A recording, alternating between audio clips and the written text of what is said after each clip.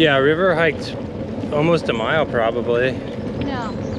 More? No, less. Less. The whole thing was a mile and a half, and the turnaround point, like the halfway point, was less than a mile. Okay. The climb was shorter and steeper, and the descent was longer and not as steep. Yeah. So I would say he hiked almost half a mile. Eat your cheese. Get your sunscreen on your knees. Pop. Pop. That's the pump. Yep, we gotta get water. Just drink. Can you help hold it?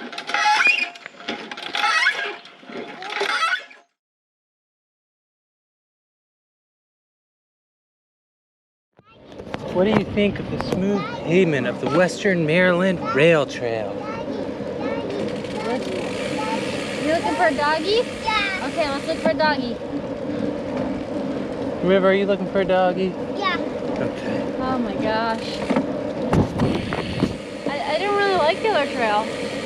I wasn't having that much fun on it. Well, I'm feeling a little sourpussy because there's all these benches on the gap that talk about how in memory of people who think it's like the best thing ever. And we're slogging through and I'm like, I'm over this. This is much better. all right. I've figured out a good comparison to the Western Maryland Rail Trail to the C&O Town Path.